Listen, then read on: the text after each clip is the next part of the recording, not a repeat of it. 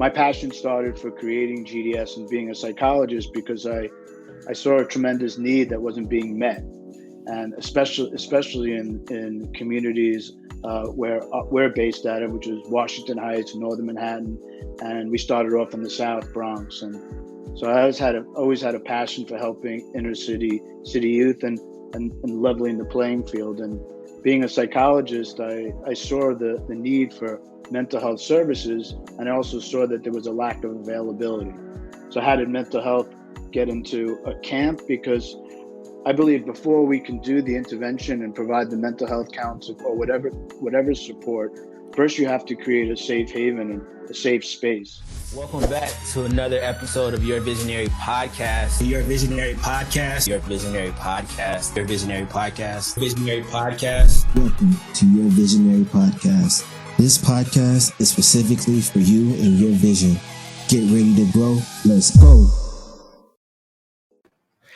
Hello, everyone. Welcome back to another episode of Your Visionary Podcast. I'm your host, Christian Brown, and I want to thank you for taking the time to watch or listen to this episode. I have a really great episode in store for you. This is the first interview of our season 3, titled Finding Peace in Mental Health. And so today we're going to hear from a psychologist, a psychologist who's been doing this work for a really long time.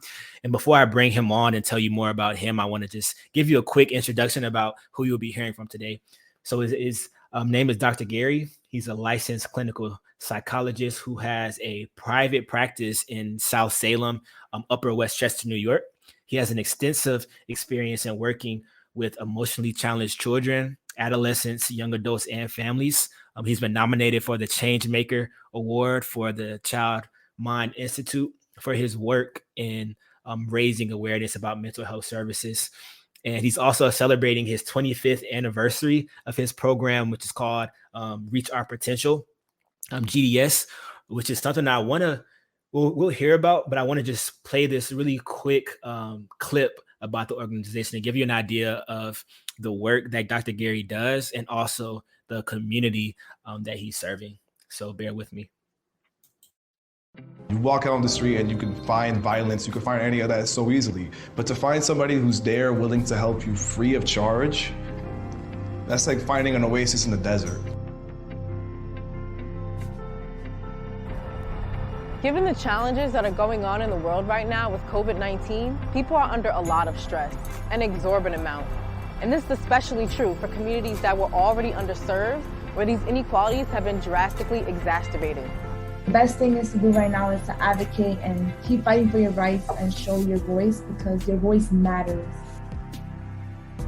We want teens to have a home where they can get help to get ready for college, for jobs, or just for the future. Or just a home where they can come and feel loved and welcomed and stay safe. Also, elders deserve a home where they can feel cared and loved for. That home is GDS. And GDS has actually become a part of my home also. You can help our movement by spreading awareness on social media or donating to our cause. And you can do that by visiting excelgds.org. Thank you.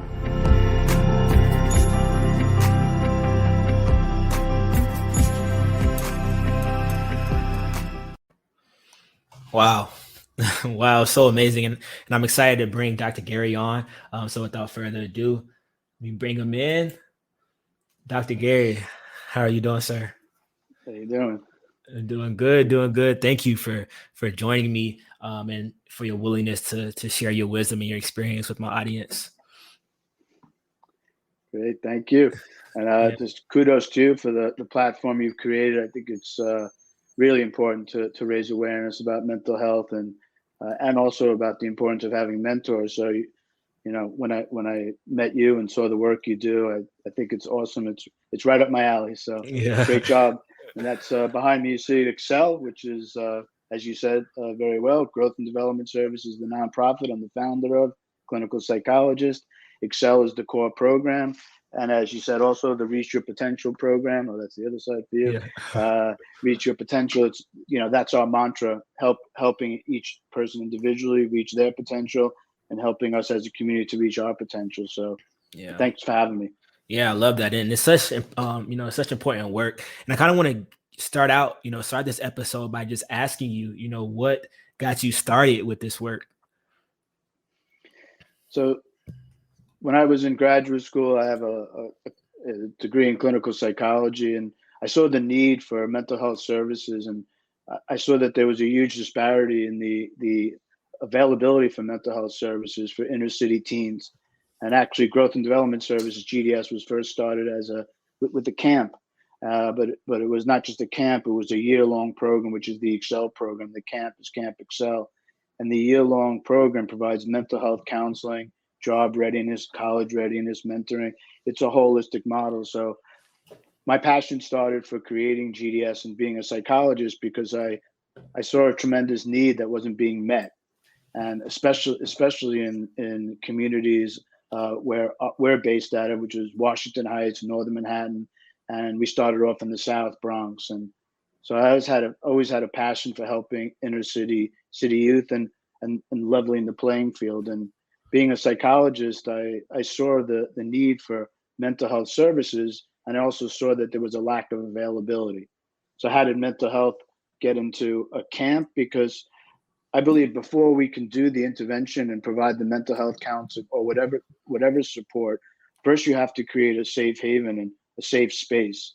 And so I was working in New York City in some different nonprofit organizations. I was working in group homes. I was a psychologist, and I saw a lot of injustices. And I would walk into a group home, and I would see like some of the staff like not feeding the kids because they weren't doing their homework, or banging it's just not what it was, not doing the work properly. So I guess that's when I became an activist, and we created Growth and Development Services because I saw that there was a need to do things in a way that was more effective in helping youth that deserve equal opportunities.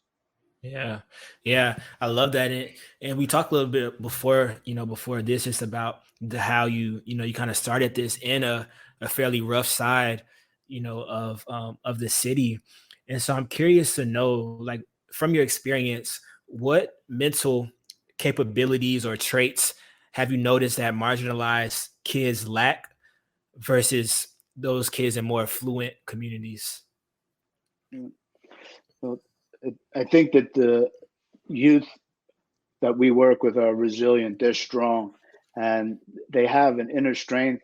But for that strength to come out, you first have to create a safe space for that. So I think that one of the things that they need first is, quite honestly, hope.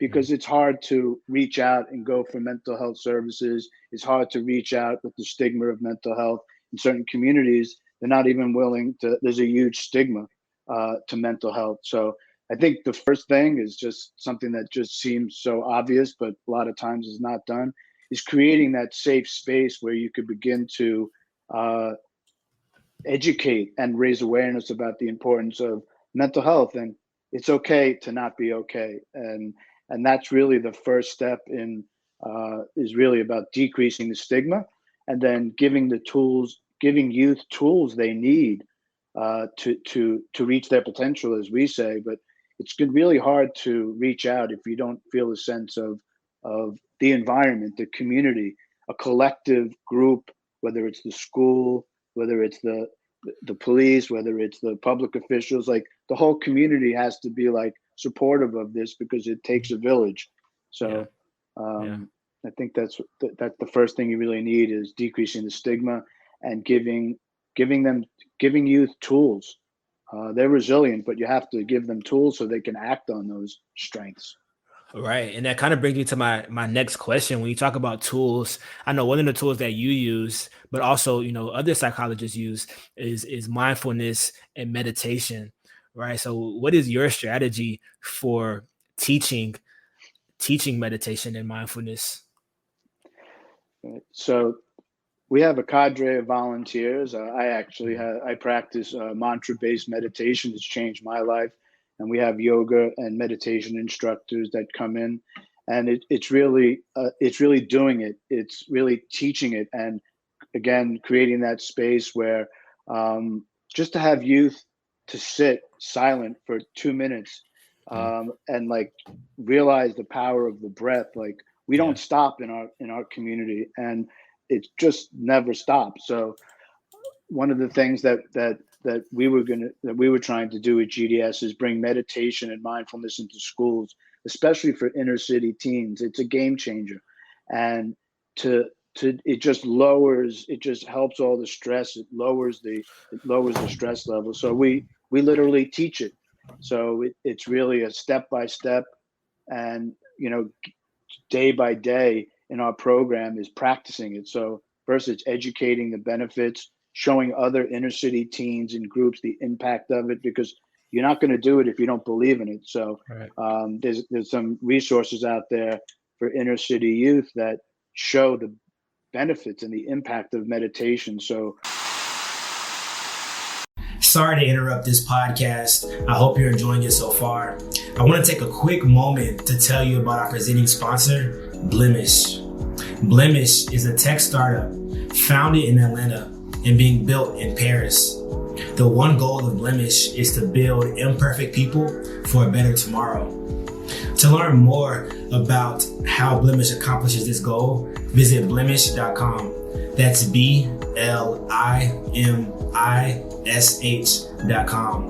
If you enjoy hearing from psychologists and learning about the science of the mind, visit blemish.com. If you're ready to start your own mental health journey, or you want to get more information about how to do it, visit blemish.com. If you value personal growth and obtaining information to help you reach your higher self, support our presenting sponsor and visit blemish.com. Enjoy the rest of the podcast.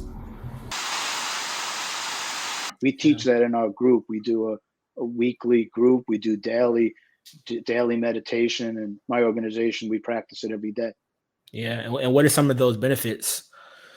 Well, benefits is improve school performance, decrease anger, helps with depression, helps with sleep. It helps on so many different benefits that you don't know until you do it. It's sort of like, but you have to do it. That's the hard part. So getting youth to do the practice, or as you may know, doing the practice is the hard part, but it's like lifting weights. Right. So we build on that practice. There are so many benefits, but I think the first step is really getting the youth to understand the benefits of it and then showing them. Yeah, definitely. And it makes me think about like a friend of mine. We were talking about meditation. He told me, he was like straight up, he said, I don't know how to meditate. Right. I don't even know how to do it. And, I only know like what I experienced, but I told him just sit in silence by yourself without doing anything. Close your eyes for, 90 seconds. Right. And just be still. Right. Well, I think that's one of the things about mantra-based meditation that is really great, is because, people have the thoughts all over and they say, I can't, everyone has ADHD a little bit, so going all over the place. But the thing with mantra-based meditation is that you really can't do it wrong, because it's okay if you start thinking those thoughts, but the mantra is what helps. Let's say the mantra is Om. You keep going back to that mantra and you do, like you're saying, sit for 90 seconds. And I've seen people that have just it's okay. Just go back to the mantra. And then it's okay if you have all these thoughts. The mantra brings you back to to the deep below you as you practice it. I don't know what type of meditation you practice, Christian. Yeah. It's mindfulness meditation. So most of the time I use the Calm app, if that gives you any insight. So most of the time it's just someone just talking through, like, take deep breaths, examine how you feel. Is there anything that, is there any discomfort in your body? If there is, focus on that. Right. Like those type of things. There's all different types. So I'm like, whatever works. But the thing about mantra-based meditation is just that it's okay if you start thinking these different things. You don't have to. You just keep going back to the mantra. Yeah, I love that. That's cool. Oh, cool. Well, so next question I want to ask you, right, as we're talking about these tools and these steps and these practices, like, what is some advice that you would give to someone who is struggling, internally with their mental health? What should they do? Well, first, it's really about finding someone that you could trust, even to talk about the idea of going to counseling, and like having a platform where where you're surrounding yourself with people that believe in mental health counseling. So I mean, number one recommendation is mental health counseling for all of us, but with the stigma attached to it, how do you get someone to go, or how do you get to see the benefits? So that's why I think your platform that you're creating with people from your community and different communities saying like, it's okay. Is it a strength to ask for help, or is it a weakness? And I think that that's, you know, I do a workshop on mental health with professionals from our community, and it's really it's just, I ask that question, you know, is it a strength to ask for help? And if we can't get through that first part of, yes, it's a strength, that's the beginning part of the work. Wow. I think there's right now there's in New York City, there's like free mental health counseling, or there's a lot of teletherapy. It's really about, you know, seeking, you know, breaking the stigma and going to counseling. But how do you go to counseling if you see it as a weakness? So I think that it's a strength to ask for help. We all have mental health issues. Part of the reason why I do this work as a clinical psychologist is that when I was a teenager, I was having trouble. My parents were kicking me out of my house. They were sending me away to, you know, boarding school. They, you know, gave me a choice. Either you go to a social worker or we're sending you away. I mean, regular stuff. And I had, you know, when I grew up, I had privilege. I had the opportunity to go to a mental health counselor because I had the means. That's part of why I created GDS, is that we provide free mental health counseling, and, you know, we provide groups, but it's all around the model of, you know, leadership development, you know, youth advocacy and speaking up. But it's, the mental health counseling is like happening, but they don't know it. Like, I don't think traditional go to therapy really necessarily works with inner city teens. That's why I think a program like ours that's holistic, where we have social workers that meet with the youth after the group, they, you know, they help them with everything. But step one is going to mental health counseling. But how do we break that stigma? And we're on our way here, Christian, because you're, you know, that's part of what you're doing, right? While you're doing this.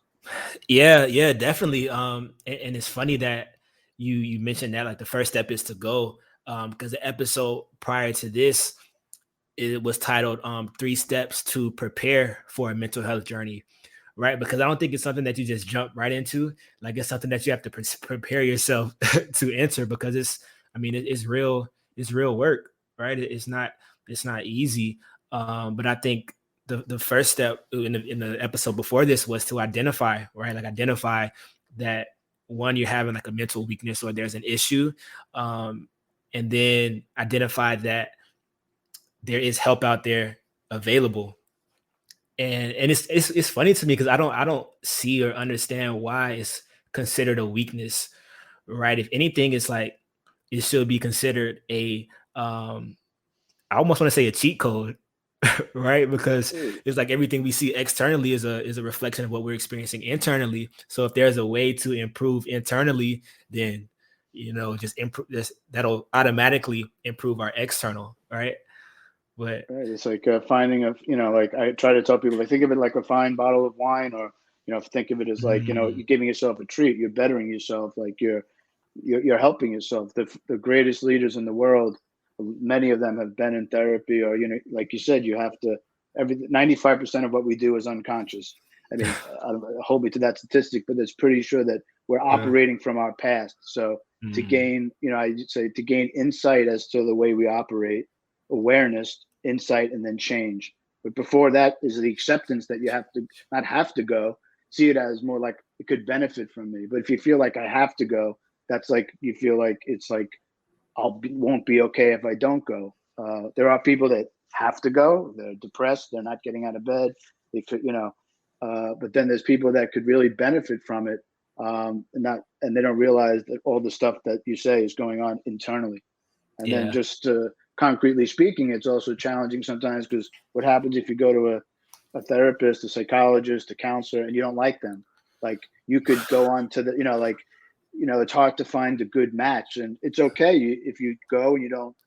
I always tell people, you go, I coach them to go, I support them, I get them in. I said, listen, after you go, give me a call and let's see if, you know, if it's a match, and if it's not, then maybe you can find another clinician at the clinic, or maybe you could, you know, it's like you don't have to be married to the person. Right. It's a unique relationship. So hopefully you obviously have a match with your clinician and the person you're working with. Yeah, I do. And it's funny because this wasn't the first one I tried. Like the first one I went to, it just, the energy, it wasn't, I could just tell it wasn't, it wasn't a match, right? And you need Just that as you can energy. do. Yeah. You Just as need you can do, like when you're dating, you could tell if someone's not going to be, a good relational partner for you. It's the same right, with, and it's hard because they're a doctor, or like they're an authority. And part of the whole yeah. issue of going to therapy is like, how can I tell this person no? Or it's like, it's just, it's a dynamic where you feel like almost you have to go, but you don't have to go to that person. You have a choice. But if your issue is not feeling good enough about yourself or strong enough, then how do you know, like, this, I can go on to the next one? Like, Mm, it's where unfortunately, there's a lot of people that go, all it takes is one negative experience, mm. and there are no, and then it's frustrating because then they don't go back. So I'm Right. glad Right. you Yeah. I'm glad you had the courage to go back and, advocate for yourself, which is really about self-advocacy. Yeah, that's so important. I want to encourage, listeners who may have had a negative experience in therapy to just realize and know that, there are more people out there, and you will find your match. Have you experienced that? Like, have you seen that the more people, I guess, look for that match, like they always find it?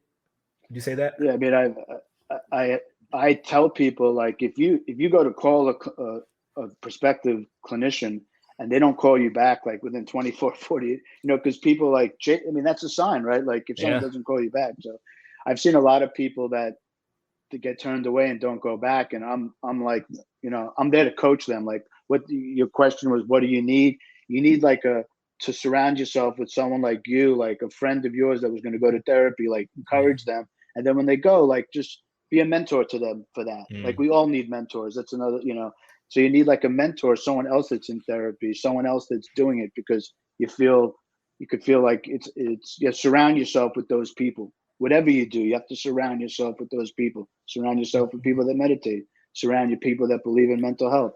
Surround yourself that are positive, and as I know you do. Yeah, it's amazing. I love that. And so as we get to the end of this episode, I want to ask you this, right? So say there's someone out there who is who has benefited from mental health services, and they're like, okay, I'm in a position in my life now where I feel like I'm, becoming healthier, and I want to, go back and help, right? I want to pick up my torch and help make a difference, in my community, in other communities, when it comes to mental health and wellness. What would you tell them? That's great. I mean, I think to become, for growth and development services, GDS, I mean, we're always looking for new people to be part of our team. And, there are a lot of different ways that you could get involved. I think one of the best ways is to start off to being a mentor, and, to give back to the community. And I think one of the great things about our mentoring program is we provide a lot of training, because, it's not easy being a mentor, listening to others, and you need the right support. So one way that, if anyone wants to make an impact on their community, now with virtually, you could do it all different ways, but we have a mentoring program. We also are always looking for new people to join our team, in terms of being on the advisory council or be involved in the board. One of the great things about being part of a small nonprofit like we are, is that you could, you really get hands-on. You really to get to be part of the team. And as you see the website, excelgds.org, you could visit the website. I'm sure Christian will put up my information. So a great way to get involved is to give back, and we're always looking for new people to join our team. We have our 25th anniversary coming up on November 8th. We're going to be 25 years old. We're looking for new community space. You could help us find new community space for our mental health counseling, and we're looking for new people to help make sure that this organization continues on for decades to come. Yeah, I love that, and congratulations on 25 years. That's so amazing. And I'm curious, this is the last question. I know I said the last one will be the last question, but it's just sparked a new thing in my mind. So 25 years, 25 years in a space where you're, giving back to a community. that doesn't get a lot of love, right? And focusing on mental health and wellness, what is one thing that you've learned throughout your journey that has proved invaluable? Adversity builds resilience. Adversity builds strength. And the youth are, many of the youth we work with, they're stronger than I'll ever be. You have to give hope. What I've learned is like, one caring adult can change your life. One caring adult. You're right now, you're caring about your community. You could introduce us to someone else, but you could mentor one caring adult. It takes one at a time to change someone's life. And that sounds extreme, but I've seen it in 25 years. Youth call me back from 20 years ago. And, I'm so lucky I get to hear from the alumni. And for this 25th, where we're actually reconnecting with a lot of Camp Excel alumni and volunteers. And I'm honored to be part of a group of people that, it's all about resilience and strength. So the one thing is hope. We have to give hope. If you don't have hope, there's all these leadership development programs. There's all these different coaching things. But the things that I feel like a lot of these corporate, leader, like the first step for youth that have been so marginalized and not given equal, treatment. And like I say, it's like playing basketball with a hockey stick. I mean, you first have to level the playing field, which I think then that opens the door for hope and resilience. And the youth are amazing. They're our future. So they're great kids. Love that. Adversity builds strength. I love that.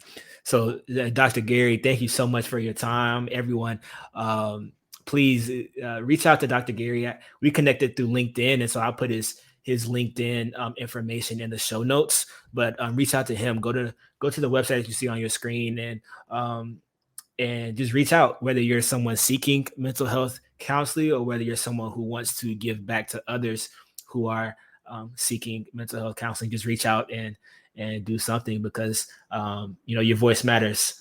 And I'm sure Dr. Gray would agree. Definitely. Cool. Thank you everybody for watching another episode of Your Visionary Podcast. And I'll see you all in the next one. Peace and love. And now this part of the episode is called the Visionary Minute, where I give 3 key takeaways from the previous episode. In this episode with Dr. Gary, I learned so much. And the first takeaway is just that it's important to create a safe space when you are entering your mental health journey and also when you're preparing to help other people with their mental health journey.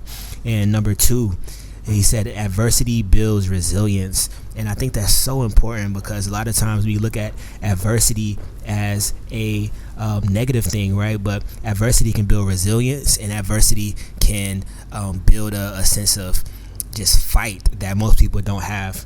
And the last thing is this: we have to give hope.